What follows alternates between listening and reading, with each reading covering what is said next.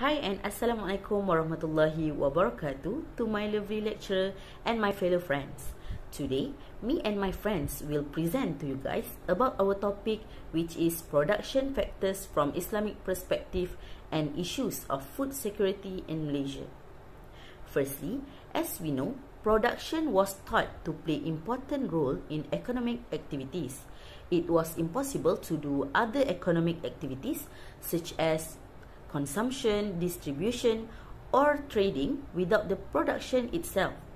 Production is the key of economic activities. There will never be a distribution consumption activity or any goods and service trades without being preceded by a production activity. Next, production is a cycling process of economic activities to produce certain goods or services. The main items, right in times of major holidays, make the producers or traders intentionally hoard goods. Islam regulates the problem of production by stating that the earth and all its contents are created for the benefit of humans. That is, humans are required to manage all the resources that have been created by God. However, there is one condition, which is not to cause damage on the face of the earth. Next, we go to the meaning of production. Production is the method of turning raw materials or inputs into finished goods or products in a manufacturing process. In other words, it means the creation of something from basic inputs. Other than that, production theory explains producers' behavior in maximizing the profits and optimizing the production efficiency. Production creates the benefits of an object. The production also creates and increases the usefulness of the goods. Production's activities are a chain of consumption and distribution. Without production, the economic activities will stop. And contrariwise, to produce goods and services, production activities involve production factors. In conventional economics, production theory is intended to provide an understanding of the company's behavior in buying and using inputs for production and selling outputs or products. Other than that, production theory also explains the producer's behavior in maximizing profits and optimizing production efficiency. Maximizing profit or production efficiency cannot be separated from two things, include the structure of production costs and revenue obtained. Likewise, the capital can be obtained from loans without compensation, with the interest system or with cooperation. So in the conventional system, maximizing profit is the main goal. Then we will go to the next point, which is production in Islamic perspective. According to CAF, production activities in an Islamic perspective are human efforts to improve not only their material physical condition but also morality, to achieve the life purpose as outlined in Islam, the happiness in the world and the hereafter.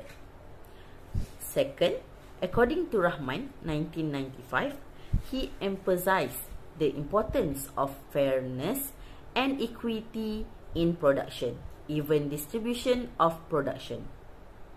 And the next one, according to Al-Haq, the production purpose to meet the goods and services needs is fardu kifayah, which is the need for many people to be compulsory. And the last one is, according to the Prophet Muhammad sallallahu alaihi wasallam, the production principles are to prosper the earth and all its contents. All scientific methods done must be based on the Al-Quran and the Hadith, to avoiding harm and to maximizing benefits. Production is an activity to process raw materials into finished goods. To process raw materials, of course, other factors such as capital, labor and technology are needed. In Islam, the production process is added by one more factor, which is the blessing factor. Regarding this concept of production, Allah has arranged it in the Al-Quran, contained in several surah. In Surah Hud, verse 37, A'udhu billahi minash shaitanir rajim. Wasna'il fulka bi'a'yunina wa wahyina wa la tukhatibni fil ladhina zalamu innahum mughraqun. Which means, but construct an ark under our eyes, and our inspiration and address me no further on behalf of those who are in sin, for they are about to be overwhelmed in the flood. This verse gives an example of a command from Allah to make a boat which will later be used by Noah and his faithful people to sail. Another lesson is the purpose of making the boat is not just sailing, but to save Noah and his ummah from disaster.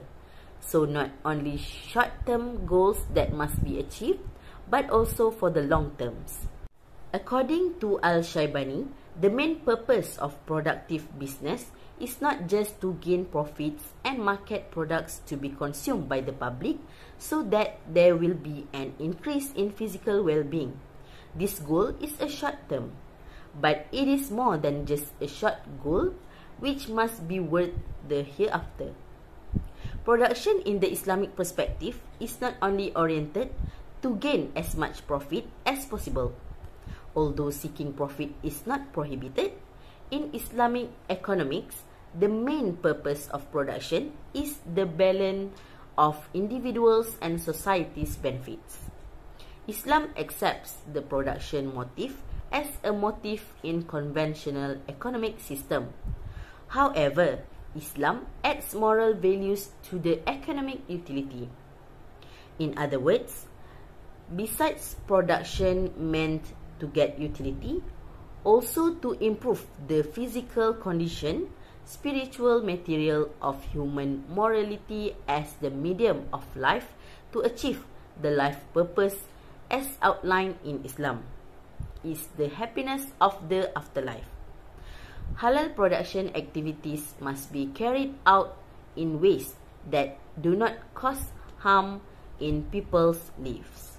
Assalamualaikum warahmatullahi wabarakatuh. My name is Nurhanis binti Hasim and my matrix numbers is 2022970785. Content 4.0 Production Factor. There are 4 in total of production factor. I will explain 3 of them. Firstly is capital. This is a manufactured good that is used to create other goods and service. For example, machineries, tools, and equipment of all kind, buildings, railways, and all means of transport. Moreover, from the Islamic view, capital factor of production cannot be used in the production process unless they are either totally consumed or totally changed in shape, and thus cannot be rented or leased, such as liquid money or food. Secondly is land. The term land often refers to the earth's surface. However, in economic, it encompasses all that is freely available from nature that is a gift to human. Land represents all of the nature, both living and non-living, that is utilized by man in production. This land factor in production is given to human being to use it for resource, which is in Surah Nuh verse 19 until 20. This verse means, and Allah has made for you the earth and expanse, that you may follow there in road passage. This explains that Allah subhanahu wa ta'ala has provided all of the earth resource to make it self-sufficient for human beings, so they can make use of it in order to survive. Third is labor. In its most basic sense, the term labor refers to work performed by unskilled workers who perform hard manual labor, or skilled person who perform hard manual labor too. To put in other way, labor encompasses both physical and mental labor. Therefore, in way factory workers, doctors, officers, and teachers are all included in the labor force. As for the Islamic view, the labor is the human effort, whether it is exerted by body organs or the intellect or the soul. As a result, this effort also involves organization and planning. That's all from me. Thank you. Assalamualaikum warahmatullahi wabarakatuh. My name is Al-Fatina Shanida binti Zulkifli. My matric number 2022961789. I will talk about the last production factor, which is entrepreneur. First of all, what is the meaning of entrepreneur? An entrepreneur is a person who establishes a business. The performance of the entrepreneur determines whether a business succeeds or fails. An entrepreneur must be concerned with adapting to changes in the national economy, industries, and markets. As an example of the entrepreneurial factor in production, consider McDonald's franchise record. Entrepreneurs are important because they are the ones who take business risks and identify potential opportunities. In Islamic perspectives, the entrepreneur has been removed as a regular factor from the list of production factors, and only 3 factors have been recognized rather than 4. However, this does not indicate that the entrepreneur's very existence has been denied. This means that the entrepreneur is not an independent factor, but rather a component of one of the 3. One more factor, the blessing factor, is added to the production process in Islam. Allah has arranged this concept of production in the Al-Quran, which is divided into several surahs. One of it is from Surah Hud, verse 37. The meaning of it is, "And build the ark under our watchful eyes and directions, and do not plead with me for those who have done wrong, for they will surely be drowned." This surah describes Allah's command to Noah, who built a ship, which implies that there is manufacturing process that uses natural resources, and the ship will be used by Noah and his followers to sail and save themselves. Ship construction's short-term goal is to be able to sail the seas, while the long-term goal is to save the Prophet Noah and his followers from disaster. So, according to the Islamic concept, production has a short-term goal, which is a global goal, and a long-term goal, which is the afterlife. The next point I will talk about is production function.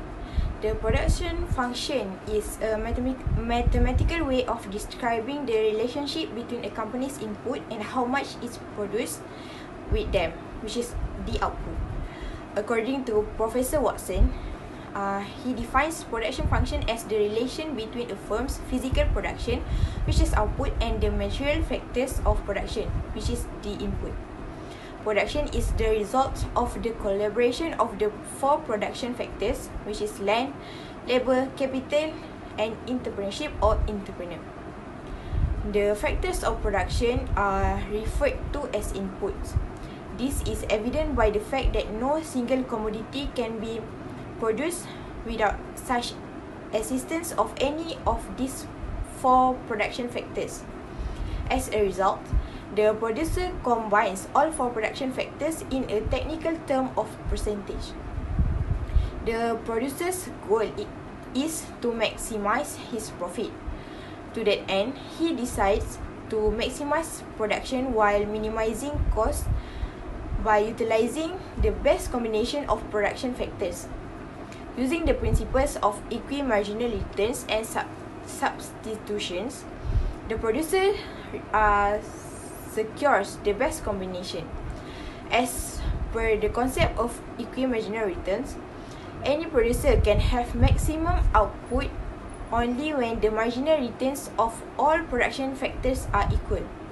For example, when the marginal product of land equals the marginal product of labor, capital, and entrepreneurship, the production is maximized. That is all from me. Thank you. Assalamualaikum warahmatullahi wabarakatuh. My name is Nurul Ashiki binti Bahari. My metric number is 20222972X79. Today, I will present about the issues of food security in Malaysia. As we know, food is one of our basic necessities. Good and healthy food nourishes are important for the human body and helps sustain human life. Whenever humanitarian crises such as wars, natural disaster, and pandemics occurs, it's become the critical issues for food security. In the food securities have four components, which is availability, access, utilization, and stability. For the availability, it is relates to the production and distribution of foods, especially through agricultural resources. For the access, it is concerned the affordability and distribution of food based on consumer household preference.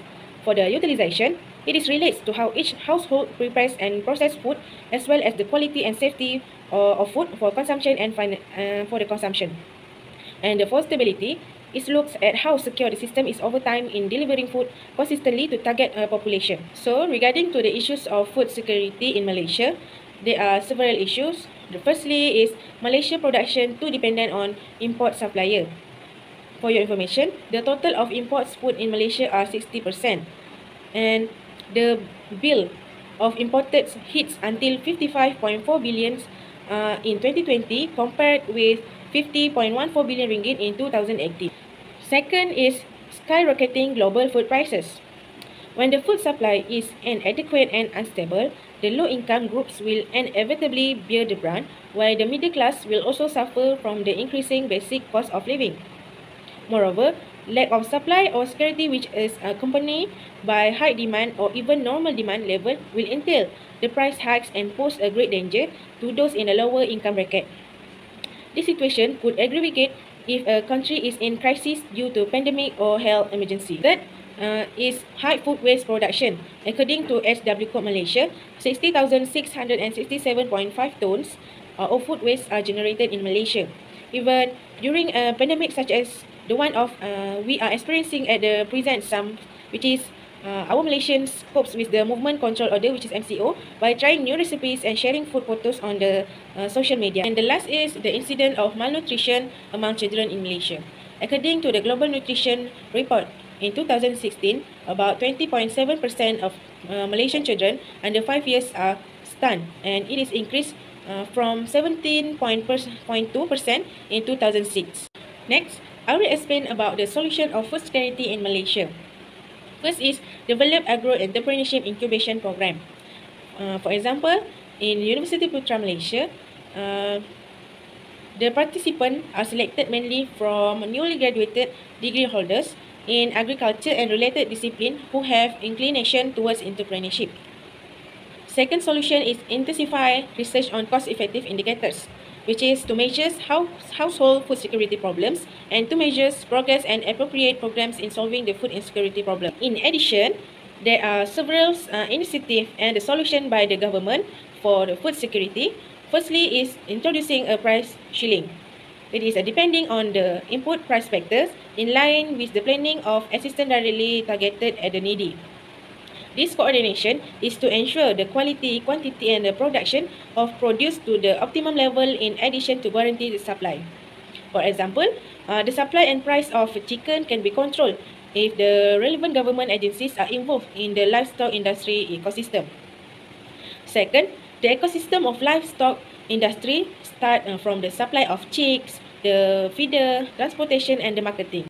And the last is enhance public and private partnership focus on modernization efforts and promote smart agriculture in increasing agriculture yields, which will be supported through efforts to consolidate farmland, fallow land, and wakaf land. As the conclusions, factors of production is that the terms of economics, which are described as inputs, are required to produce goods and services with an objective of making an economic profit. For the production function, it is the functional relationship between the quantity of good produce output and the factors of production inputs. In addition, there is a guidance in overcoming the prevalence of food security or insecurity in the Quran based on Surah Yusuf verses 46 to 49. There are 4 core principles and stipulated in the surah. The first principle is to plant and to produce sufficient food for the sustenance. Secondly, to consume in the moderation. Thirdly, to preserve food for later use or for the hard times. And lastly is to share the food with the needy. That's all from us. Thank you.